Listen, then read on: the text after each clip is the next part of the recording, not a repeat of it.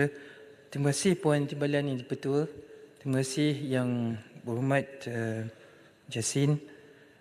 Kerajaan menyedari bahawa perkembangan pesat sains dan teknologi maklumat memberi impak yang besar kepada hampir keseluruhan aspek kehidupan manusia masa kini.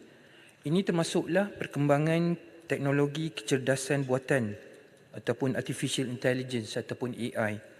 AI merupakan suatu sistem yang dimasukkan ke dalam mesin seperti komputer atau robot supaya dapat bertindak mirip dengan sifat asasi manusia seperti emosi, kepunyaan berfikir, keupayaan berfikir, mengingati sesuatu dan sebagainya.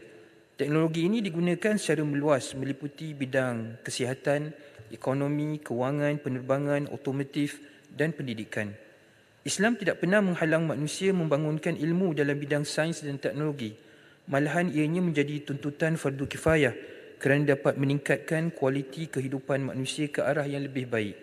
Perkara ini adalah bertepatan dengan matlamat ajaran Islam di mana terdapat 5 prinsip asas dalam maqasid syar'iyyah yang bertujuan untuk memelihara dan melindungi hak manusia, iaitu penjagaan agama, hifzuddin, penjagaan nyawa, hifzun nafs, penjagaan akal, hifzul aql, penjagaan keturunan, hifzun nasl dan penjagaan harta ataupun hifzul mal.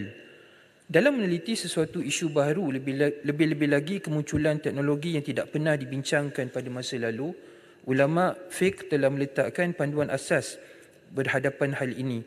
Mereka berpandangan dengan tidak meletakkan sangkaan awal pada sesuatu hal, melainkan telah menelitinya dengan pandangan keseluruhan perkara tersebut.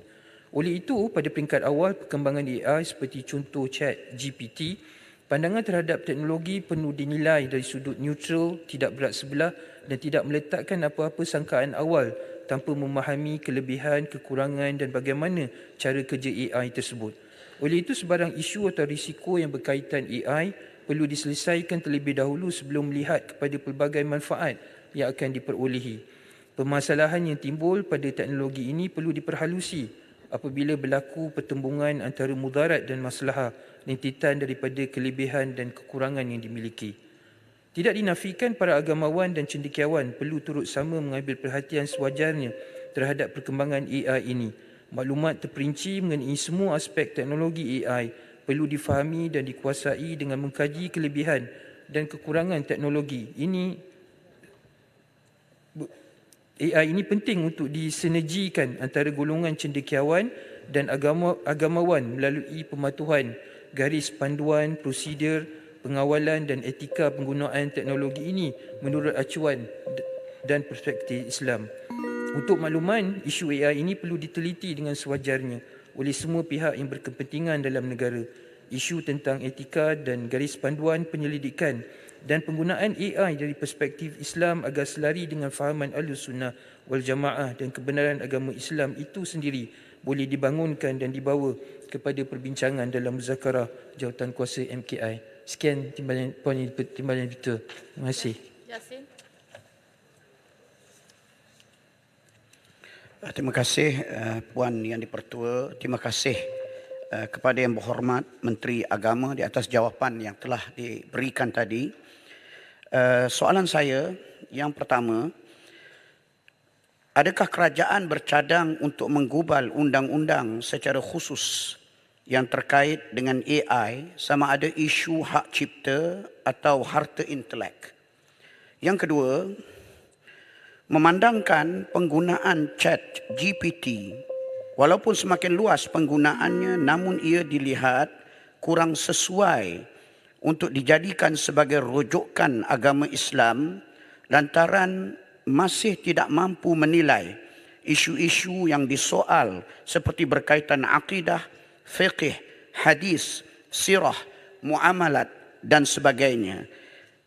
Adakah kerajaan bercadang untuk membina sebuah sistem AI dalam pengeluaran pandangan hukum dan fatwa di Malaysia?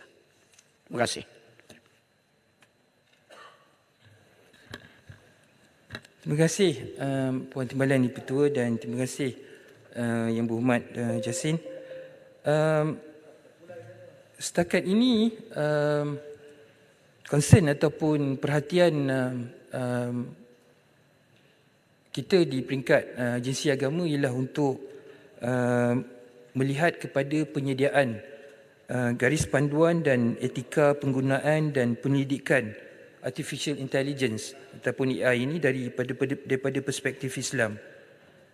Berhubung dengan membina semua sistem AI, pihak kerajaan melalui agensi-agensi yang berautoriti ia akan memutuskan. So dengan lain perkataan yang berhormat, kita akan adakan perbincangan dengan KKDN, KPDN dan MOSTI serta cyber security untuk melihat sama ada undang-undang berkaitan dengan AI ini perlu dirangkakan ataupun sebaliknya.